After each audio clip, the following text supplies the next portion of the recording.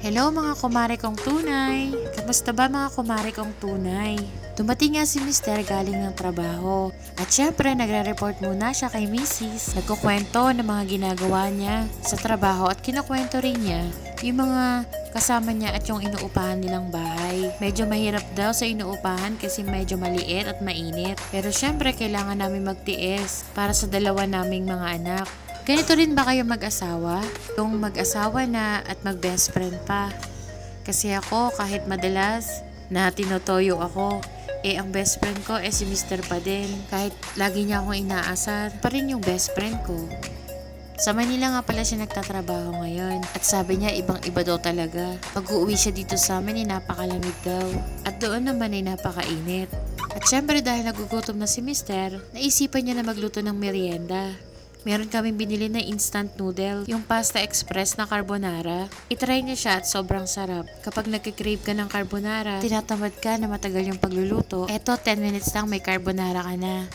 At syempre after kumain, nagtulog muna si Mister dahil hirap daw siyang makatulog. Kaya pinagpahinga muna namin siya. Kinabukasan nga may nag-deliver kay mamang ng mais. At syempre, binigyan nila ako ng 2 piraso. Masarap siya at bagong pitas lang. Manamis-namis, tapos fresh na fresh pa. Gabi na nga nang na-deliver yung mais. Magluluto sana si mamang ng ginisang mais, kaso ginabi na. Kaya sabi niya, bukas na lang. Habang nagtatrabaho nga ako, ito yung ginagawa ko. Salamat nga pala sa pamais, mamang.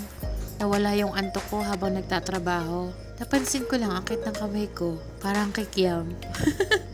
Kain tayo ng mais, mga kumari kong tunay. At syempre, inabot na naman tayo ng daling araw pagkatapos ng trabaho. Kinabukasan nga ng hapon, lumakas ang ulan. 2 araw na din na maalinsangan ng panahon. Kaya umuwi agad ako. Baka abutin pa ako ng malakas na ulan. At tama-tama nga yung pag-uwi ko kasi napakalakas ng buhos ng ulan. At tingnan nyo naman yung napakakit na bata Smile na smile sa camera. At tingnan nyo rin yung tatay niya tuwang-tawa, diba? Thank you Lord at lumamig din yung paligid. Kaya pala maalinsangan ng 2 araw. At bago nga pala umalis si Mister, naisilong niya na si Uno para hindi maulanan at maarawan. Ang sisigla ng mga halaman kasi naulan na naman sila. Ang pinaka-paborito ko talagang panahon ay ang maulan kasi malamig yung panahon. Tapos ang sarap lang sa loob ng bahay. Kayo ba mga kumare kong tunay, anong paborito niyong panahon? Ayan nga pala yung alagang ibon ni Papang. Mag-asawang ibon nga pala yan na ang paboritong kainin ay ang saging at papaya.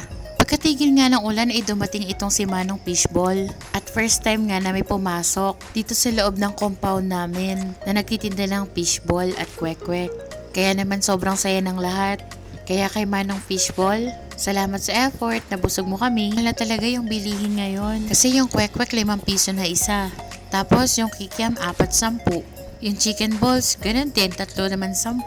Tapos hindi na nagtitinda si Manong na fishball. Siguro kasi mahal na. Bumili din nga pala si manager, si madam at yung kapatid ko. At syempre yung mga bata din. Na-miss din kasi nila yung street food. Parang kanina lang pinag-uusapan nila habang malakas yung ulan na masarap yung street food. O siya mga kumare kong tunay, hanggang dito na lang. Salamat!